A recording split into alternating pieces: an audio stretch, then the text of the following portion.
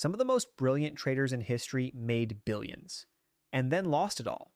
Others survived decades with almost no losing years. What separated them wasn't luck, or secret strategies, or hidden indicators. It was psychology. Behind every legendary run and every devastating collapse lies the same battle, not with the market, but with the mind. Ego, fear, overconfidence, rigidity, the inability to admit when you're wrong. These forces don't just move charts, they move people, they shape careers, and they decide who survives.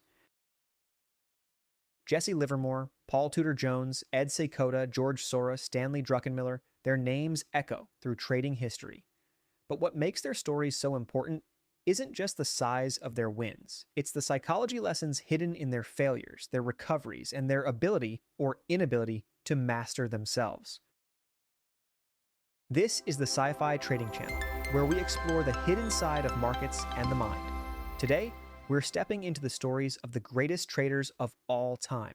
We'll uncover the psychology that made them legends, the mistakes that nearly destroyed them, and the timeless lessons you can apply to your own trading journey. Sit back, relax, subscribe so you don't miss the next one, and let's dive in. Why psychology matters more than strategy. Trading is sold as a game of setups and signals. The internet is filled with strategies promising 80% win rates, secret indicators, holy grail patterns. But if strategy was enough, everyone with a charting software subscription would be rich. The truth? Most traders blow up accounts not because their strategy was worthless, but because their psychology betrayed them. They couldn't handle fear. They couldn't handle randomness. They couldn't detach their self-worth from the outcome of a trade. That's why the greatest traders of all time didn't just master markets, they mastered themselves, and their stories give us a roadmap. These aren't abstract lessons, these are lived truths from people who made, and sometimes lost, fortunes because of how they handled psychology. But here's the thing. You don't have to be a billionaire hedge fund manager to learn from them. The same psychology that shaped their fates applies to the average trader sitting in front of a laptop with the $2,000 account. That's where our fictional characters come in. To make these lessons real, we'll introduce everyday traders, not real people, but composites you'll probably recognize in yourself. Their mistakes will echo the pitfalls the legends themselves faced, just on a smaller scale. Why stories? Because psychology isn't just about facts. It's about feeling. If I tell you cut losses quickly, you'll nod and agree. But if I show you how Jesse Livermore ignored his own rules and watched millions vanish in days, that truth hits deeper. Stories bypass our defenses. They don't just inform us, they rewire us. And when the stakes are as high as they are in trading, we need those stories to shape us before pain does. This video isn't about glorifying success. It's not about worshiping billionaires or idolizing Wall Street legends. It's about extracting the dark psychological truths that cost them fortunes, nearly broke them, and sometimes destroyed them. Because here's the paradox. Success in trading doesn't just come from celebrating wins. It comes from studying losses, from understanding why brilliant traders failed, from realizing that the same mistakes that wrecked fortunes in the millions are the same mistakes that cause you to blow up a $1,000 account today. Jesse Livermore traded ticker tapes, not charts. Paul Tudor Jones drew his first trend lines by hand. Ed Seykota programmed systems when computers filled rooms. Soros built his theories decades before online brokers existed. Druckenmiller made his calls without algorithmic data feeds. And yet, the psychology that drove them, fear, ego, greed, discipline, flexibility, is the same psychology you and I wrestle with every time we trade. Technology changes, markets evolve, but the human brain hasn't. That's why these stories are timeless. Here's how this journey will unfold. We'll start with Jesse Livermore, the poster child for ego, overconfidence, and the roller coaster of fortunes. Then we'll move to Paul Tudor Jones, who teaches us that humility and risk management are non-negotiable. Next, we'll meet Ed Seykota, who reminds us that our emotions always find their way into our trades, unless we build systems to contain them. Then, George Soros, the flexible thinker who shows us the danger of clinging to bias. And Stanley Druckenmiller, who embodies the razor's edge between conviction and recklessness. Finally, we'll weave in modern archetypes, fictional but familiar characters, to show how these lessons apply to everyday traders trying to grow small accounts. Throughout, the theme is simple but hard. Success comes not from controlling the market, but from controlling yourself. This won't be a fast listicle of quotes. This is long form. It's meant to be listened to while you drive, while you work, while you cook. It's meant to sink in slowly, to rewire how you think. Think of it as a guided meditation on the psychology of trading, told through the real scars and successes of the greatest traders who ever lived. By the end, you won't just know their stories, you'll know yourself better. You'll see the traps waiting for you, and you'll have a roadmap to avoid them. So settle in. Let the stories unfold. Don't just listen for entertainment, listen for reflection. Because trading isn't just about patterns on a screen, it's about patterns in your mind. And the legends we're about to explore show us that those patterns, unchecked, can make or break your future. Part 2, Jesse Livermore, the roller coaster of ego. Jesse Livermore is often called the greatest trader who ever lived. And in some ways, he was. He made and lost multiple fortunes during the early 1900s, trading in bucket shops and later on Wall Street. He was the kind of trader who could bring entire firms to their knees with a single position. His fame grew so large that he was nicknamed the Boy Plunger, because he would plunge into trades with massive conviction. Livermore wasn't just a speculator. He was a phenomenon, and yet his story is also one of tragedy. He ended his life broke and defeated after decades of swinging between extremes of wealth and ruin. His story is the perfect case study in the psychological trap of ego. Livermore started young. As a teenager, he worked in a bucket shop where customers bet on stock prices, like gamblers at a casino. He noticed patterns, the way prices moved, the way people reacted. He started betting himself and quickly realized he had a gift. By his early 20s, he had already made and lost fortunes. He became famous for shorting the market before the panic of 1907, walking away with millions. Later, during the 1929 crash, he reportedly made over $100 million, an unimaginable sum at the time. Livermore was proof that one person could read the market, bet big, and win big. But here's the dark side. Livermore could never hold on to his fortunes. For every massive win, there was an equally massive loss waiting down the road. Why? Because his ego couldn't handle being wrong. Time and again, Livermore broke his own rules. He averaged down into losers. He oversized his positions to prove his brilliance. He ignored warning signs because he needed the market to validate him. His life was a cycle of triumph and collapse, driven less by the market itself and more by his inability to detach his identity from his results. Livermore's story shows us that the greatest threat to a trader isn't the market, it's their own ego. When ego takes over, you stop listening to the market. You stop respecting risk. You start chasing validation instead of execution. And the market always punishes that. The irony is that Livermore himself understood this. He wrote in his memoir, Reminiscences of a Stock Operator, about the importance of patience, discipline, and cutting losses quickly. His words have inspired generations of traders. But he couldn't always follow his own advice. Knowing the truth isn't the same as living it. Let's bring this closer to home. Imagine a trader named Brian. Brian starts with a $10,000 account. He finds a strategy that works. Simple breakouts with tight stops. Within a few months, he doubles his account. He feels unstoppable. Then comes the moment that changes everything. Brian sees a setup that looks too good to fail. He decides his normal risk rules don't apply. He sizes up massively, convinced this trade will cement his genius. At first, the trade goes his way, but then the market turns. Instead of cutting losses, Brian holds, unwilling to admit he's wrong. He tells himself, it'll bounce back. I can't be wrong on this one. The loss spirals out of control. By the time he exits, half his account is gone. Brian isn't Jesse Livermore, but the psychology is the same. Overconfidence, ego, the need to be right, these are timeless traps. Why does ego have such a grip on traders? Because trading feels personal. Every trade feels like a reflection of your intelligence. Every win feels like proof you belong. Every loss feels like rejection. But the truth is, trades aren't judgments of you. They're just outcomes in a probabilistic game. The market doesn't know you exist. It doesn't care about your ego. Livermore couldn't separate himself from his trades. His need to be validated drove him to risk everything, again and again. So what's the lesson here? Detach your self-worth from your P&L. Wins don't make you a genius. Losses don't make you a failure. They're just data points, just business expenses, just the cost of playing the game. When you can detach ego from outcomes, you gain freedom. Freedom to cut losses quickly, Freedom to let winners run without feeling the need to prove something. Freedom to stay consistent through streaks. Jesse Livermore's story is a paradox. He was brilliant enough to see what few others could. He had instincts that made him millions. And yet, his inability to master ego destroyed him. The same mind that made him wealthy also made him reckless. The same confidence that helped him win big also blinded him to risk. That's the paradox every trader faces. Your strengths can also be your weaknesses if ego runs the show. Today, traders idolize Livermore for his quotes and his trades. But the real value of his story isn't in his wins, it's in his losses. His failures show us what happens when ego controls the wheel. Livermore's legacy isn't just how to make money, it's a cautionary tale. No amount of skill, intelligence, or early success can save you if you don't master your own psychology. Livermore once said, "The market is never wrong. Opinions often are."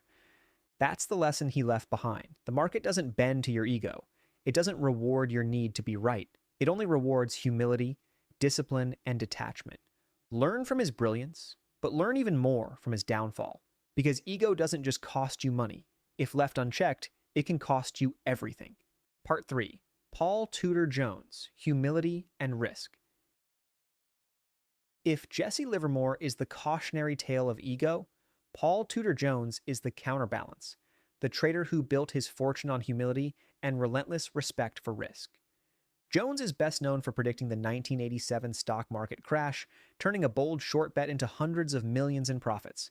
That single trade cemented his reputation as one of the greatest traders alive. But the real story isn't about a lucky call. It's about the mindset that made him capable of surviving and thriving for decades. Paul Tudor Jones grew up in Memphis, Tennessee. He didn't come from Wall Street royalty. He wasn't groomed in the Ivy League for finance. Instead, he fought his way into the industry with hustle and curiosity. In the early 1980s, he launched Tudor Investment Corporation. While others obsessed over theories and forecasts, Jones obsessed over one thing: protecting his capital. He believed the biggest edge in trading wasn't predicting markets, but surviving them. The moment that made him famous was Black Monday, October 19th, 1987. The Dow Jones Industrial Average fell more than 20% in a single day, the largest one-day drop in history. Jones had been watching warning signs for weeks. He and his team noticed eerie similarities between the market in 1987 and the market before the 1929 crash. Instead of dismissing those signals, he prepared aggressively. He shorted the market heavily, risking his reputation on a call most thought was impossible. When the crash came, Jones walked away with massive profits, while most of Wall Street was devastated. But here's the key. It wasn't just about being right. It was about being positioned in a way that if he was wrong, he wouldn't be ruined. His humility kept him alive. Jones is famous for a simple line: losers average losers. In other words, don't throw good money after bad. Don't double down on losers just because you don't want to admit you're wrong. That's ego talking. That's desperation. And it's a fast track to blowing up. Instead, Jones preached cutting losses quickly and protecting your capital at all costs. To him, risk management wasn't a boring side note. It was the core of trading. Now let's look at a fictional everyday trader, someone we'll call Mike. Mike hates being wrong. He buys a stock at $50, it drops to $48. Instead of taking the loss, he adds more. Now my average is $49. If it bounces, I'll make it back faster. The stock drops to $45. Mike adds again. His average is $47. He tells himself, it can't go lower. I'll be right eventually. But the stock keeps dropping. By the time Mike accepts reality, he's lost half his account. Mike's story is exactly what Jones warned against. Ego hates losses. Ego wants to average down until reality bends to its will, but the market doesn't care about your average.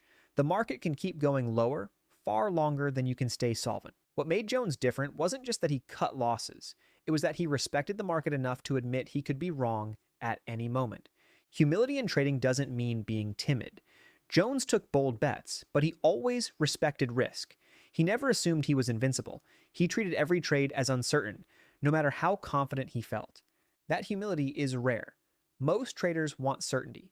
They want to be right. Jones didn't chase certainty. He chased survival. And that's why he's still standing decades later. Jones once said, "Don't focus on making money. Focus on protecting what you have." That sounds counterintuitive in a world where everyone's goal is to grow their accounts as fast as possible. But it's the paradox of trading. If you obsess over making money, you take reckless risks. If you obsess over protecting capital, you survive long enough for money to compound naturally. Jones understood that drawdowns kill careers. One catastrophic loss can erase years of progress. So he built his entire approach around avoiding ruin. Contrast Jones with another fictional character, Lisa. Lisa turns $5,000 into $8,000 in a few months, trading aggressively. She feels unstoppable. So she takes bigger and bigger positions. One day, she risks half her account on a single trade, convinced it's a sure thing. The trade goes against her. She loses nearly everything. Her career is over before it started. Lisa's problem wasn't intelligence or strategy. It was lack of humility. She assumed she couldn't be wrong, and that assumption destroyed her. Jones was fanatical about using stop losses, not as an afterthought, but as a lifeline. He believed stops were non-negotiable because they enforced humility. A stop loss is like a contract with yourself. If I'm wrong, I get out. It's a way of admitting up front that you don't control outcomes. That humility keeps you from letting small losses snowball into disasters. You don't need to manage billions to learn from Tudor Jones. You just need to remember his obsession with risk. When you're tempted to average down, remember, losers average losers. When you're tempted to ignore a stop, remember, humility means honoring it. When you're tempted to size up recklessly, remember, survival is more important than speed. Jones shows us that the difference between a lucky streak and a lasting career is how seriously you treat risk.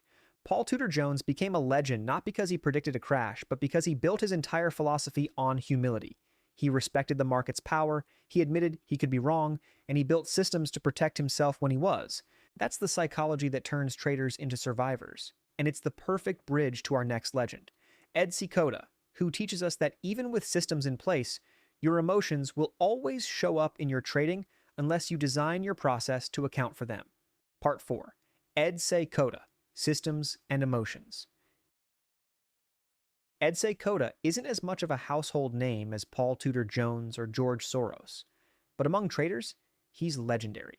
He pioneered computerized trading systems in the 1970s, long before most people even knew what a personal computer was. Seykota proved that you could design a system, let it run, and generate enormous profits without relying on gut instinct or emotional reactions. But he also understood something deeper. Systems only work if you, the trader, don't sabotage them. He summed this up in a single quote that has haunted traders ever since. Win or lose, everybody gets what they want out of the market. Seykota started as an engineer. He loved systems, processes, and programming. In the early 1970s, he developed one of the first computer-driven trend-following models for futures trading. It was simple. Ride trends, cut losses quickly, let winners run. With that approach, he grew accounts by staggering amounts. One client reportedly saw $5,000 turn into $15 million over 12 years. But Seykota didn't stop at building systems. He studied psychology. He saw how traders, even with profitable systems, self-destructed by overriding the rules. Here's the paradox Seykota highlighted. Most traders don't want profits as much as they think. What they really want is emotional satisfaction. They want the thrill of being right.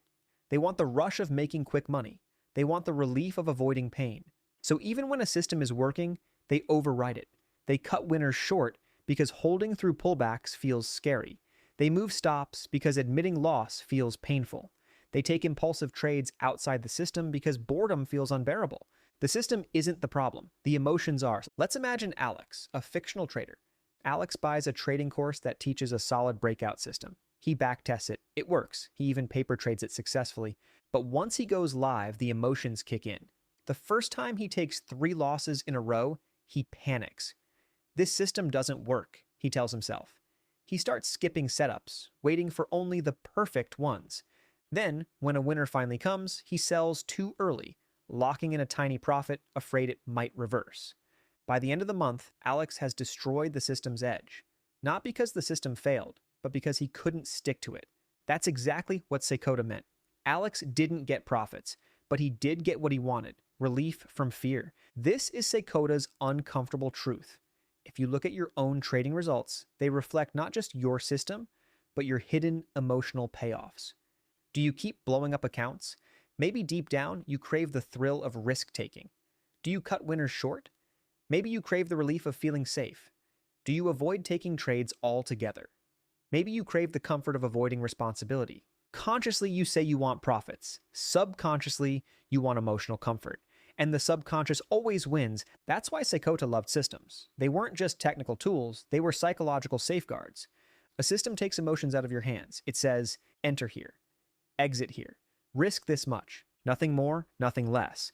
When you follow a system, you bypass the emotional roller coaster, but only if you actually stick to it. Contrast Alex with another fictional trader, Rachel. Rachel builds a simple moving average crossover system. It's not fancy, but it has an edge. She programs it into her broker platform and commits to following it for 100 trades. She knows it will have losing streaks. She knows it won't catch every move, but she sticks with it. At first, it's boring. Then it's painful. 3 losses in a row. But she keeps going. By trade 100, the edge is clear. She's profitable not because the system was magical, but because she didn't sabotage it. Rachel got profits instead of emotional comfort. Seykota's brilliance wasn't just in programming systems, it was in realizing that systems are useless without self-awareness. If you don't understand your own emotional needs, you'll keep sabotaging yourself. You'll keep bending rules, overriding signals, and chasing comfort instead of consistency. That's why Seykota emphasized inner work. He believed traders needed to study themselves as much as they studied the market. But let's be clear, Seykota didn't preach blind faith in systems. He knew markets evolve. He knew systems need adaptation. What he taught was that your biggest risk isn't the market changing. It's you changing the rules midstream because you can't handle discomfort. The real battle isn't system design, it's system adherence. Today, algorithms dominate markets. Entire firms run on automated systems. And yet, retail traders still fall into the same trap Seykota warned about, overriding their own rules out of fear or greed. You don't need to be a programmer to learn from Seykota. You just need to see the truth. Profits come from discipline, not comfort. Ed Seykota showed us that systems can save us from ourselves, but only if we let them. His haunting quote, "Everybody gets what they want out of the market," forces us to ask, what do we really want? Do we want profits, or do we want emotional comfort disguised as trading? If it's profits, then we need to design systems that keep us out of our own way. And that brings us to our next legend, George Soros, the man who broke the Bank of England and who teaches us the psychological power of flexibility. Part 5, George Soros, Flexibility and Bias. George Soros is one of the most famous traders of all time, known worldwide as the man who broke the Bank of England. In 1992, Soros and his team made over $1 billion in a single trade by betting against the British pound. That moment made him a legend, but his real edge wasn't just in bold bets. It was in his mind, specifically his ability to stay flexible, admit when he was wrong, and act without clinging to bias. Soros was born in Hungary in 1930. He lived through Nazi occupation, escaped to England, and eventually moved to America. His early experiences shaped his philosophy. The world was uncertain, unstable, and full of hidden forces. That worldview became the foundation of his trading philosophy. He called it reflexivity, the idea that markets don't just reflect reality, they help create it. Traders' beliefs shape prices, and prices shape traders' beliefs in an endless feedback loop. To thrive in that environment, Soros believed you had to stay flexible. The trade that made him famous was on September 16, 1992, known as Black Wednesday. At the time, Britain was part of the European Exchange Rate Mechanism, ERM, which required the pound to stay within a certain range against other European currencies. Soros believed the pound was overvalued and that Britain couldn't keep defending it, so he shorted the pound aggressively. While other traders hesitated, Soros bet billions. When the British government finally gave up defending the pound, it collapsed, and Soros's fund made over $1 billion in profit. But here's the key. Soros wasn't just right. He was also prepared to be wrong. If the government had found a way to hold the line, he would have exited quickly. His flexibility allowed him to take big swings without being destroyed when they didn't work.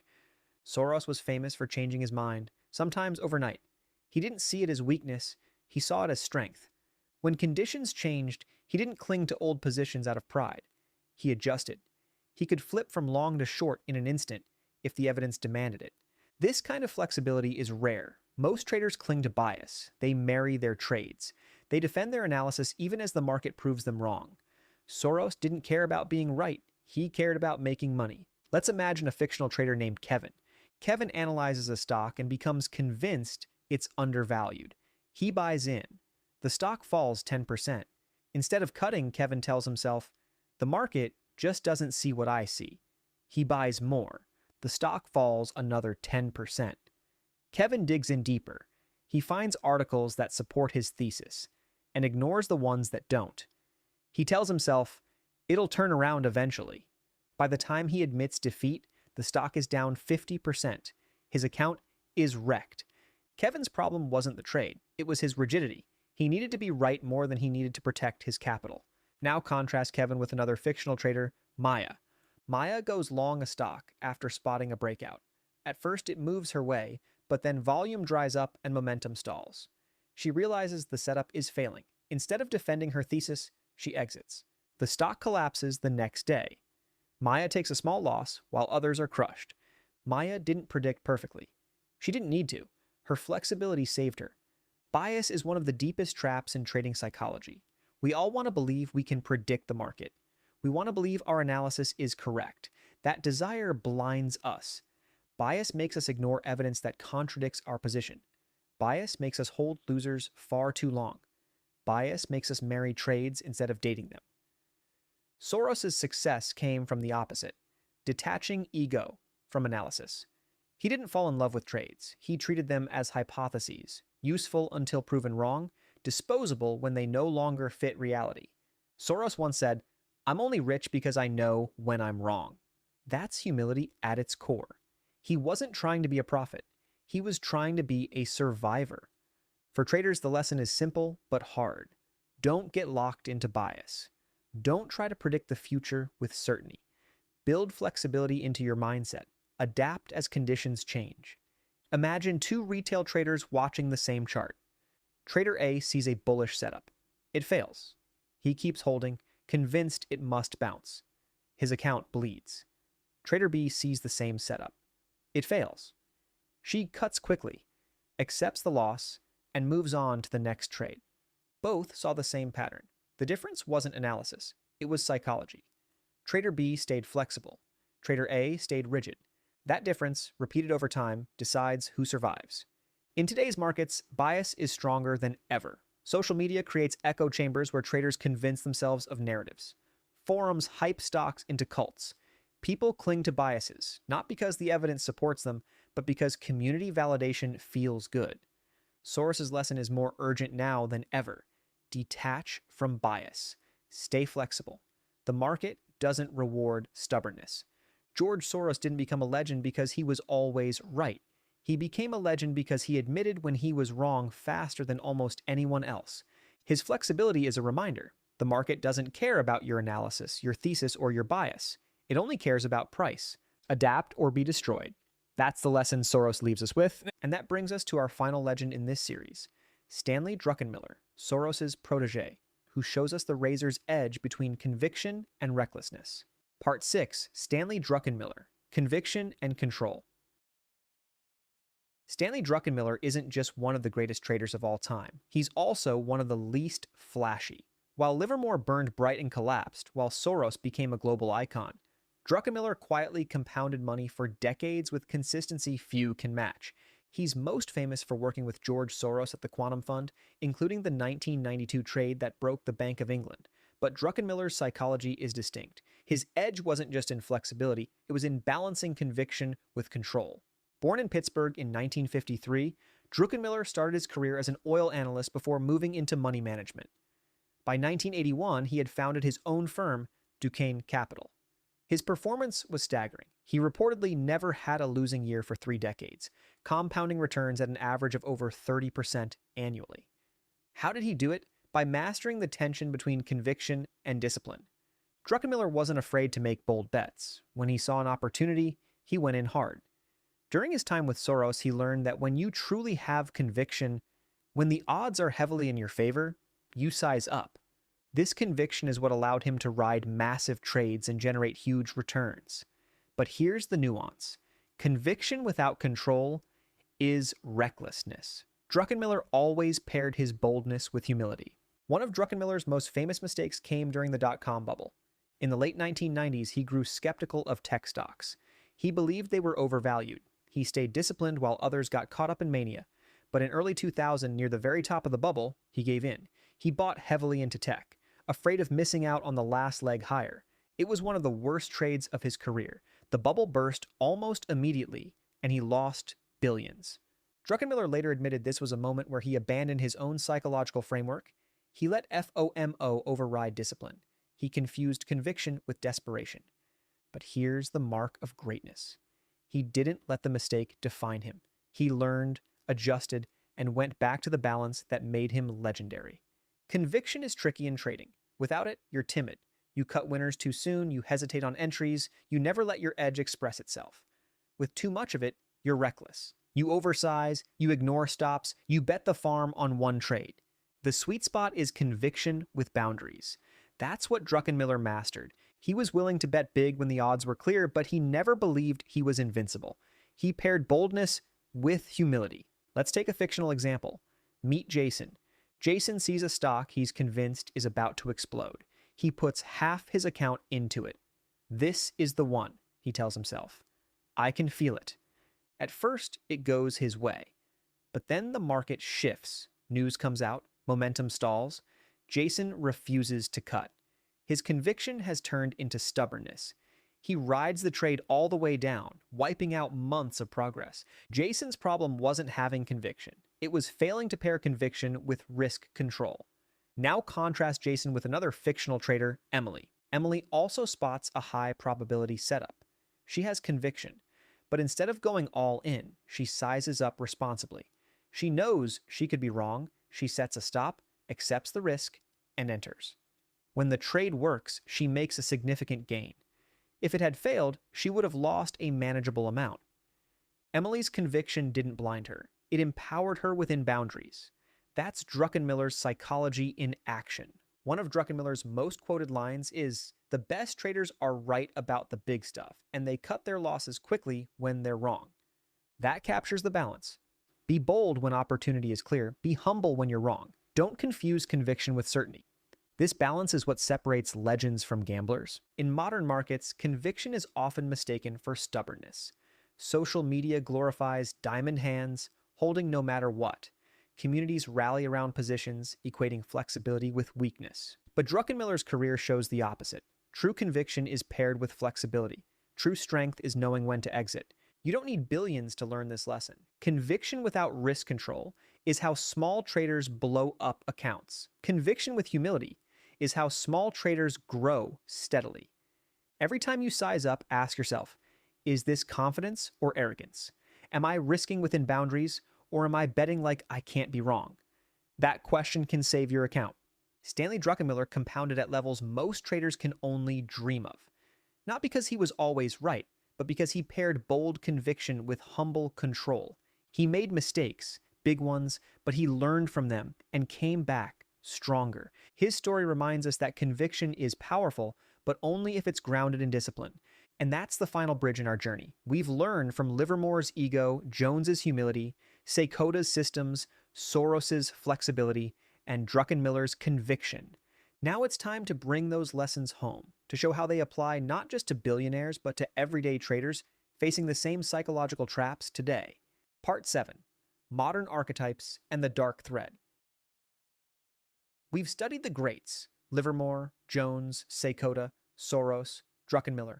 Each had their own style, their own philosophy, their own triumphs and failures. But their psychology wasn't unique to billionaires and hedge fund managers. Every trader, whether managing billions or a $500 account, faces the same demons: ego, fear, randomness, rigidity, and overconfidence. To make these lessons practical, let's step into the shoes of fictional traders you'll recognize. Composites of everyday mistakes. Archetype 1. The overconfident trader. Meet Brian. Brian is the guy who discovers trading, dives in headfirst, and finds early success. Maybe he doubles his account in 3 months. Maybe he catches one big winning streak that convinces him he's got this game mastered. Brian starts believing he has a gift. He feels like Livermore, the boy plunger of the modern era. He starts risking more, breaking his own rules, convinced that his talent will save him. When the inevitable losing streak comes, Brian isn't prepared. He refuses to cut losses. He tells himself he can't be wrong. His ego drives him to double down, just like Livermore did time and again. Brian doesn't just lose money, he loses confidence. He realizes too late that trading isn't about brilliance. It's about humility and consistency. Lesson: ego is expensive. Detach your self-worth from your trades. Archetype 2, the risk-obsessed trader. Now let's look at Mike. Mike has been burned before.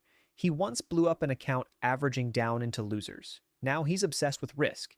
He studies risk management like it's religion. He cuts losses quickly. He never averages down.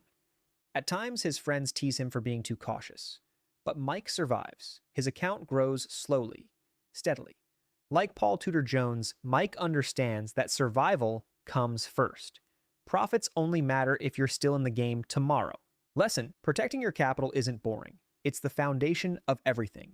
Archetype 3, the emotional trader. Next, meet Alex.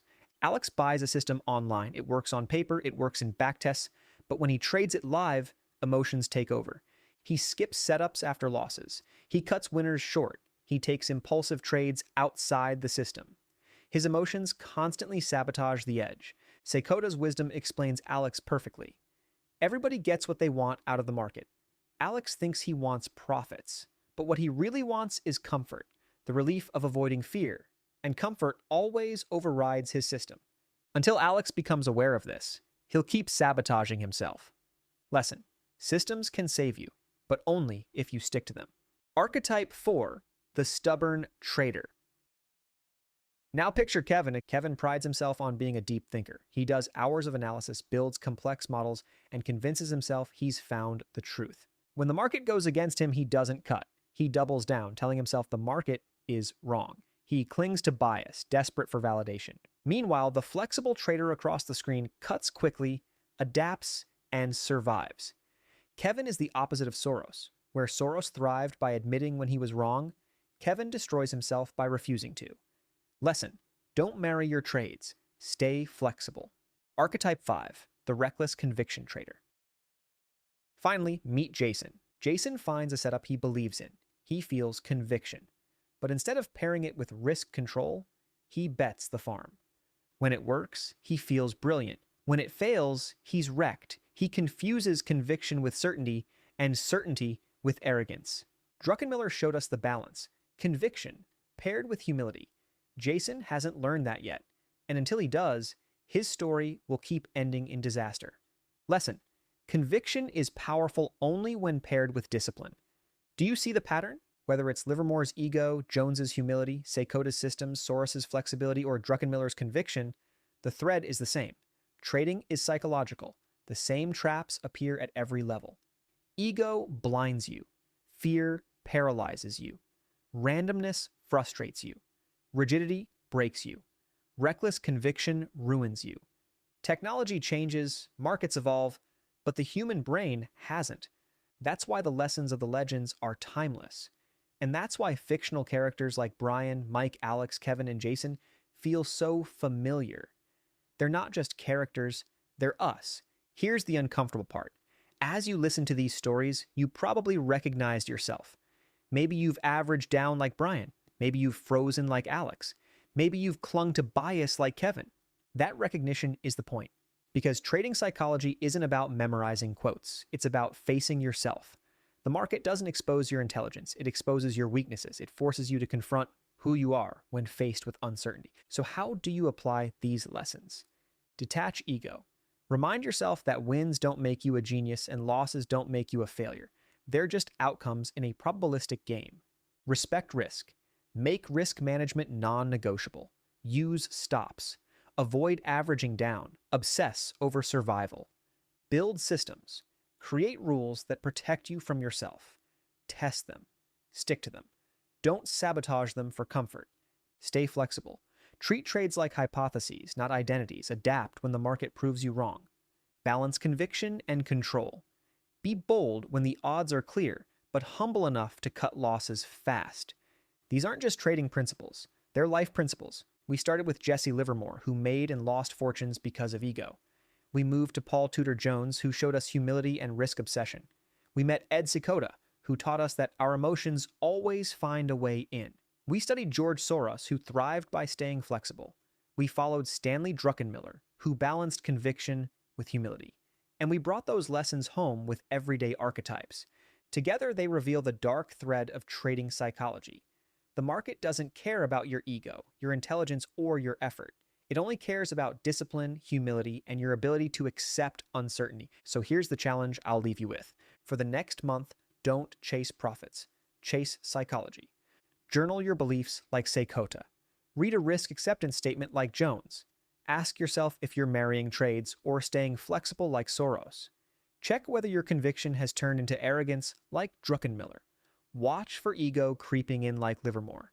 If you do this for 30 days, you won't just learn about the legends. You'll start becoming the kind of trader who survives long enough to write your own story. The market won't reward your brilliance. It won't reward your need to be right. It won't reward your effort. It will reward one thing: your ability to master yourself. And that is the ultimate lesson. From the legends, from the fictional characters, and from every blown-up account in history. The dark side of trading psychology is that your biggest enemy isn't the market. It's you. The light is that once you accept this, you can finally begin to win.